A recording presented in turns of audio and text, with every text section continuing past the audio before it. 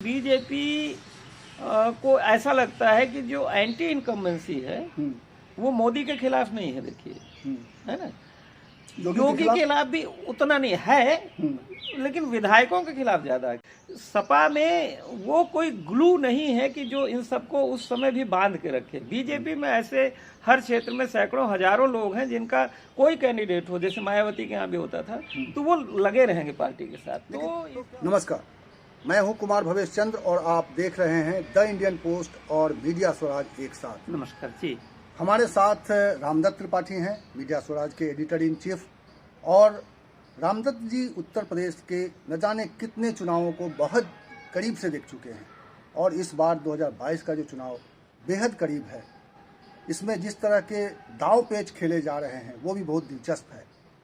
प्रधानमंत्री भी आज उत्तर प्रदेश में हैं। अखिलेश यादव की विजय यात्रा 8वें चरण में आज उनके अपने गृह जिले में है, जहां से मुलायम सिंह यादव सांसद हैं। मैनपुरी में, एटा में भी अखिलेश हैं। और इसके अलावा ढेर सारी राजनीतिक गतिविधियां उत्तर प्रदेश में चल रही हैं। दूसरे दल भी हैं मैदान में, कांग्रेस है, बसपा है और इस बार असदुद्दीन ओवैसी भी मैदान में है उत्तर प्रदेश में पूरे दमखम के साथ। क्या होगा उत्तर प्रदेश का परिणाम? चुनाव 2022 में किसकी सरकार बनेगी? क्या भारतीय जनता पार्टी एक बार फिर वापस आएगी 30 साल पुराना रिकॉर्ड को तोड़ते हुए, या फिर अखिलेश यादव भारतीय जनता पार्टी के मुकाबला करते हुए, भारतीय जनता पार्टी से मुकाबला करते हुए एक बार फिर से सत्ता में वापस आएंगे, दूसरी बार मुख्यमंत्री बनेंगे? क्योंकि अखिलेश यादव की सभाओं में बहुत भीड़ जुट रही है और इसीलिए ऐसा लग रहा है कि अब उनके पक्ष में एक माहौल है। क्या ये माहौल वोटों में तब्दील होगा? क्या भारतीय जनता पार्टी, जो मानी जाती है कि चुनाव लड़ने के मामले में उसे महारत हासिल है, वो अखिलेश यादव के इस तिलिस्म को तोड़ते हुए एक बार फिर सत्ता में आ जाएगी? ढेर सारे सवाल हैं इस वक्त और इन्हीं सवालों पर हम बात करेंगे बारी बारी से अलग अलग बिंदुओं पर रामदत्त त्रिपाठी जी से। आपको मालूम है कि रामदत्त त्रिपाठी जी BBC लंदन के लिए भी काम कर चुके हैं और उत्तर प्रदेश में अगर देखा जाए तो प्रामाणिक रिपोर्टिंग के एक तरह से पर्याय माने जाते हैं। तो अभी जब पूरा माहौल इस वक्त उत्तर प्रदेश में गहमा गहमी वाला है और ऐसा लग रहा है कि कभी भी कुछ हो सकता है, जो चुनाव के जो नतीजे हैं किसी भी तरफ पलट सकते हैं, क्या आप देखते हैं इस वक्त? नहीं, अभी बहुत ही हम ये कह सकते हैं कि बड़ा कशमकश और असमंजस का दौर चल रहा है। और आप देखिए कि शायद ये पहली बार हुआ है कि कोई प्रधानमंत्री किसी राज्य में इस तरह से चुनाव लड़ रहा है जैसे कि वो उसको दोबारा यहाँ का मुख्यमंत्री बनना, मतलब योगी को पीछे करके। वो बात अलग है कि वो योगी बहुउपयोगी करते हैं, लेकिन इतने पहले से नरेंद्र मोदी जिस तरह से आज भी देखिए वो प्रयागराज में है, इसके बाद फिर बनारस जाएंगे, जबकि अभी कई दिन बनारस थे। तो एक तो सबसे बड़ी बात है कि ये बीजेपी के लिए बहुत बड़ा अगर ये चुनाव नहीं जीतती है तो बीजेपी के लिए बड़ा टर्निंग पॉइंट माना जाएगा, क्योंकि ये फिर ये माना जाएगा कि दिल्ली की सत्ता ये काबिज नहीं रख पाएंगे। यही तो कहा जाता है कि भारतीय जनता पार्टी अखिलेश यादव के लिए उतना बड़ा स्टेक नहीं है। देखिए, अखिलेश यादव की उम्र है, अगर वो नहीं भी जीतते हैं इस बार तो उनके लिए आगे पड़ा हुआ, लेकिन मोदी के लिए ये बिल्कुल उनके अस्तित्व का एक तो चुनाव है। बिल्कुल। तो भारतीय जनता पार्टी, यही तो कहा जाता है कि भारतीय जनता पार्टी हर चुनाव को पूरे दिलो जान से लड़ती है। आपने देखा होगा कि पश्चिम बंगाल का चुनाव भले ही वो हार गई, लेकिन वहाँ कितनी ताकत लगाई भारतीय जनता पार्टी ने और प्रधानमंत्री ने कितने दौरे किए। उस वक्त गृह मंत्री अमित शाह ने घर घर जाकर लोगों से वोट मांगे। तो ये नजारा तो नहीं। और यहाँ भी आप देखिए कि न केवल मोदी लगे हुए हैं, अमित शाह यहाँ पूरे लगे हुए हैं, बाकायदे यानी बूथ का प्रभार देख रहे हैं वो केंद्रीय गृह मंत्री जो पहले थे। JP नड्डा लगे हुए राष्ट्रीय अध्यक्ष, राजनाथ सिंह को उतारा है, हालांकि राजनाथ सिंह को बहुत पसंद नहीं करते थे ये लोग 4 साल। तो ये और बीजेपी का एक और है कि देखिए उनकी मल्टी लेयर है उनके साथ RSS के आनुषंगिक संगठन है, इतने ढेर सारे मतलब 70-72 उनके संगठन है, जिसमें शिक्षक से लेके सभी कुछ है। दूसरा एक एडवांटेज ये है कि वो सत्ता में है और ये अब जो डिजिटलाइजेशन हुआ है बैंकिंग का या डिलीवरी सिस्टम का, तो उनको ये भी फायदा है कि जैसे उन्होंने अभी 1100 रुपए स्कूलों में प्राइमरी स्कूल में जो जूता मोजा वगैरह मिलता था वो तो सीधे ट्रांसफर हो रहा है। किसानों के लिए सीधे पैसा ट्रांसफर हो रहा है और मकानों का पैसा इतना बड़ा ट्रांसफर हो रहा है, राशन इतना मुफ्त मिल रहा है। तो मोदी जी ने कोशिश ये किया है कि ये पूरा जो लोगों तक राहत पहुंचे, तो ये सत्ता में रहने का प्लस पॉइंट है। लेकिन फिर भी उनको भरोसा नहीं है कि केवल राहत पहुंचा के केवल लोगों को बड़े बड़े हाईवे बना के जीत जाएंगे। तो इसीलिए आप देखिए कि अयोध्या और मथुरा पे कितना जोर लगा रहे हैं। काशी, अब हेमा मालिनी ने कह दिया है कि नहीं, अयोध्या मथुरा के बाद, काशी के बाद मथुरा भी चाहिए। तो बीजेपी उसमें क्या कर रही है कि लोगों को आर्थिक लाभ देने के साथ साथ, देखिए, कोशिश कर रही है रिलीफ देने के साथ साथ धर्म को भी वो पीछे नहीं छोड़ रहे हैं। तो यही तो और जबकि देखिए उनका प्रचार तंत्र इतना पावरफुल है और मल्टी लेयर है, जबकि एक तरफ तो इकोनॉमिस्ट कह रहे हैं कि इकोनॉमी चौपट है, नोटबंदी के बाद इकोनॉमी चौपट है, लोगों के रोजगार धंधे चौपट हैं, लेकिन उन्होंने उसको सब्स्टिट्यूट कर दिया। लेकिन मेरा सवाल ये है रामदेव जी कि क्या इन प्रयासों से आपको ऐसा दिख रहा है कि ये जो अखिलेश के पक्ष में जन समर्थन जो खड़ा है, वही हो रही है, लेकिन इसके बावजूद क्या हो रहा है कि समहाउ ऐसा लग रहा है कि नीचे असंतोष का ज्वालामुखी धधक रहा है और शायद चुनाव की घोषणा होते ही वो फूटेगा, क्योंकि लोगों को ये पता भी है कि भाई नहीं, ये फूटेगा, लेकिन किसके पक्ष में फूटेगा? देखिए, ये फूटेगा, अगर असंतोष का ज्वालामुखी फूटेगा तो विपक्ष के पक्ष में फूटेगा, जाहिर है कि। और उसका फायदा आप देखिए कि अखिलेश यादव की तरफ उनका किस तरह के, मतलब जो ओम प्रकाश राजभर भी चले आ रहे हैं, जयंत चौधरी भी चले आ रहे हैं, केशव मौर्य भी चले आ रहे हैं, शिवपाल यादव भी मजबूर हुए कि उन्होंने प्रस्ताव पास किया कि हम अपनी पार्टी का विलय कर रहे हैं। आप देखिए, और अभी राम इकबाल सिंह बलिया से बीजेपी के एमएलए थे, एक्स एमएलए, वो आके शामिल हो गए। तो ये पोलराइजेशन हो रहा है, मतलब बीजेपी कोशिश कर रही है कि अपने गेंस को जो मंदिर के और प्लस जो डिलीवरी किया है उन्होंने आके उसको कंसोलिडेट करें, लेकिन इधर जो है जो शक्तियां खुश नहीं हैं।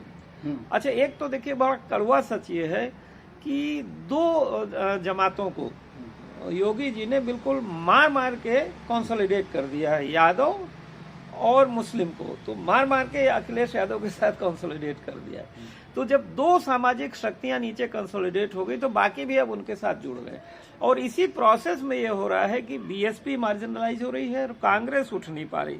और एक बड़ा इंटरेस्टिंग सवाल ये है अब कि बीएसपी अगर मार्जिनलाइज होती है तो उसका वोटर किधर जाएगा, और मुझे ये लगता है कि वो जो दलित वोटर ही निर्णायक होगा, जो मायावती से छोड़ेगा, वो कहाँ जाएगा? बीजेपी की तरफ उसका रुझान मुझे दिख रहा है। जो दलित वोटर मायावती के साथ नहीं जाएंगे, आप कह रहे हैं कि वो बीजेपी की तरफ जाएंगे, और इससे बीजेपी का खेल हो सकता है कि मतलब बीजेपी की स्थिति ठीक हो सकती है, हो सकता है, या वापसी हो सकती है, अंत में ये हो सकता है। क्योंकि देखिए अखिलेश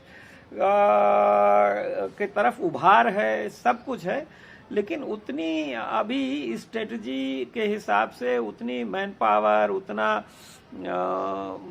नेता, उतने अखिलेश जी की पार्टी में जैसे वो अकेले इस समय नेता है अपने आप में। बिल्कुल, हाँ।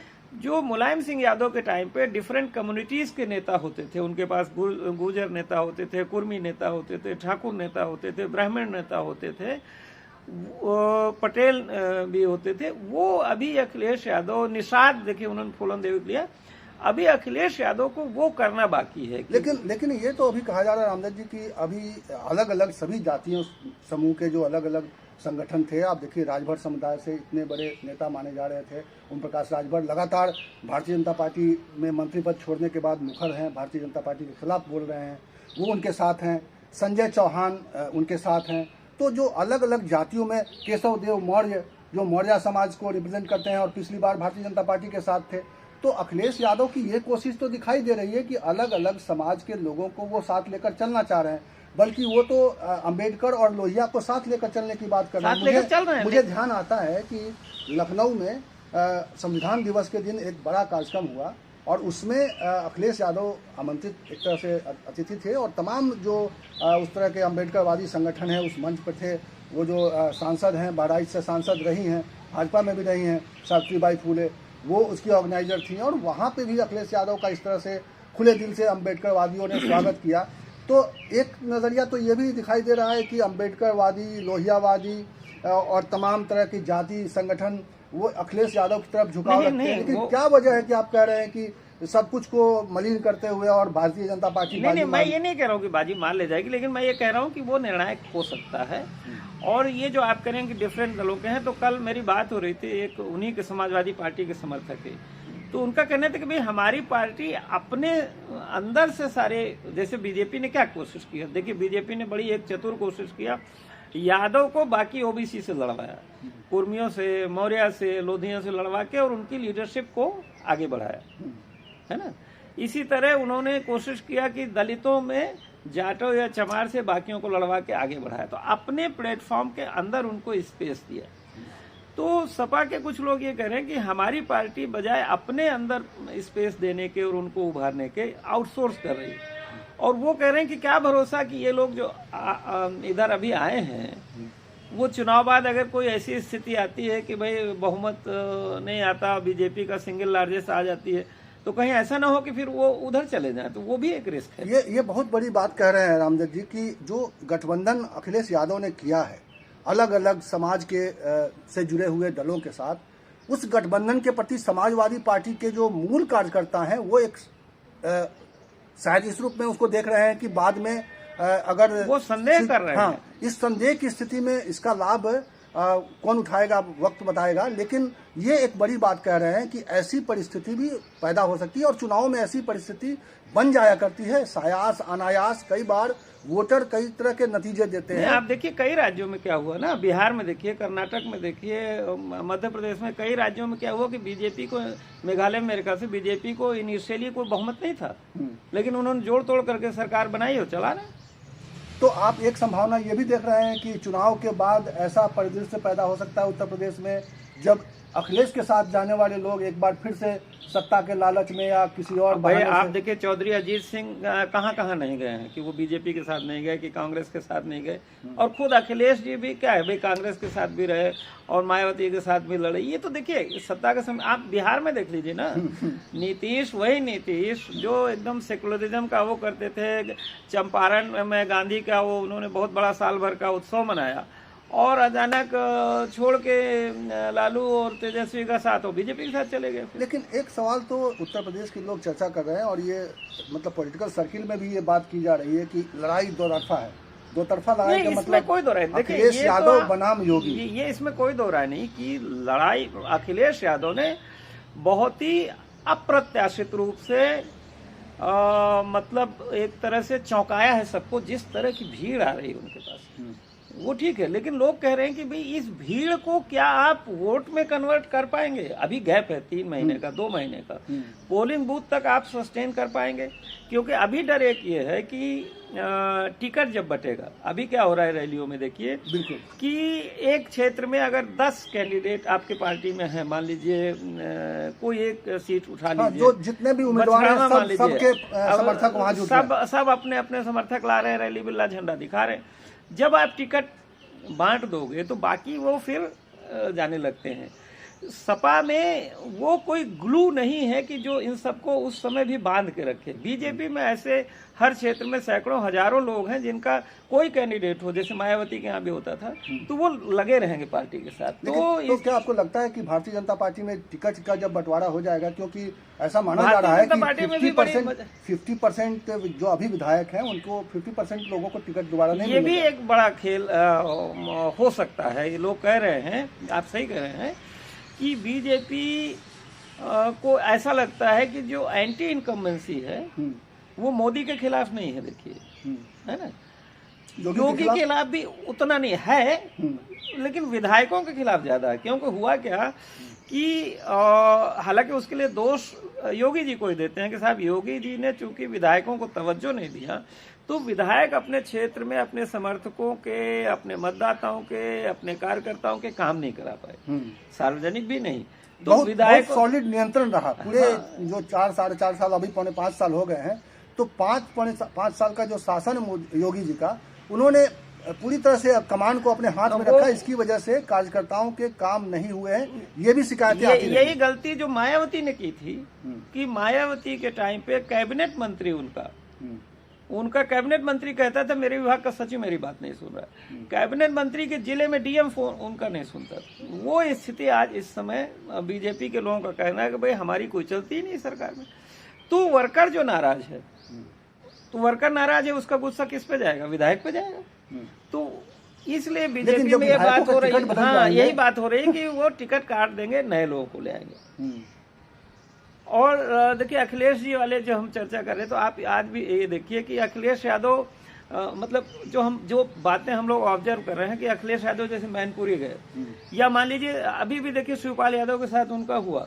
शिवपाल यादव ने तो ये कहा कि हम विलय करेंगे, लेकिन अखिलेश यादव की तरफ से आया गठबंधन करेंगे। तो अभी भी लग रहा है कि पार्टी के अंदर लेने में वापस हिचक है और अपने उनको निर्णायक स्थिति अभी नहीं दे रहे हैं। तो अभी अखिलेश यादव को बहुत सारी चीजें इंटरनल भी मैनेज करनी है। इसका असर होगा यादव वोटों पर? मतलब हो सकता है कहीं न कहीं उतने मन से फिर नहीं लगेंगे शिवपाल ना। जैसे ये माना जाता है कि भाई शिवपाल यादव की नाराजगी की वजह से ही पिछली बार कन्नौज में डिम्पल यादव हारी और उनका रामगोपाल यादव का भी बेटा हारा, तो ये कई सीटें उन्होंने गंवाई ना। तो अगर शिवपाल को पूरी हिस्सेदारी नहीं मिलेगी, भागीदारी, तो हो सकता है कि भाई उनके मन में कसक रहे और वो पूरी तरह से ना जुटे।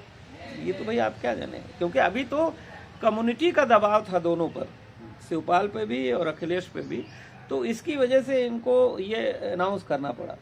तो ये जो उत्तर प्रदेश की लड़ाई है भाजपा बनाम सपा, तो इस लड़ाई में तो आपने समझा कि रामदत्त जी के हिसाब से कि किस तरह से भारतीय जनता पार्टी के अंदर क्या कमियां हैं, भारतीय जनता पार्टी की क्या ताकत है, समाजवादी पार्टी की क्या ताकत बढ़ती हुई दिखाई दे रही है, उसके अंदर किस तरह की दिक्कतें हैं जिसकी वजह से उसको दिक्कत आ सकती है आने वाले समय में। लेकिन उत्तर प्रदेश के चुनाव में इन दोनों दलों के अलावा कांग्रेस पिछले कुछ समय से काफ़ी तेजी से उभार पे है। उसने एक नया महिलाओं के लिए जो अनाउंसमेंट किया है कि 40% सीटें वो महिला टिकटार्थियों को देंगी प्रियंका गांधी, और वो अकेले इसको लीड कर रही हैं। देखा जाए तो उत्तर प्रदेश में चुनाव को कांग्रेस की ओर से प्रियंका गांधी सिंगल हैंडेडली वो लीड कर रही हैं और अपने हिसाब से वो फैसले कर रही हैं, और इसकी वजह से कांग्रेसियों के बीच में थोड़ा सा उत्साह भी है। लेकिन क्या ये उत्साह कांग्रेसियों का किसी तरह का करिश्मा कांग्रेस के लिए बन सकता है, इस पर भी बात करेंगे। लेकिन इसके लिए आपको इंतजार करना पड़ेगा। अगले एपिसोड में हम आपसे बात करेंगे, रामदत्त जी से बात करेंगे कि कांग्रेस जो उत्तर प्रदेश में बढ़ती हुई दिखाई दे रही है और महिलाओं को साथ लेकर लड़की हूँ लड़ सकती हूँ इस नारे के साथ आगे बढ़ रही है, उसका क्या होने वाला है कांग्रेस का, इस पर चर्चा करेंगे। और हम लोग बहुजन समाज पार्टी पे भी चर्चा करेंगे। क्या ऐसा हुआ कि मायावती अभी तक घर से नहीं निकली, अब दिख रही हैं। तो इन सारे सवालों पर हम चर्चा करेंगे। और लेकिन आप हमारे साथ बने रहिए और इन सारे सवालों पर आपको निष्कपट विश्लेषण मिलेगा।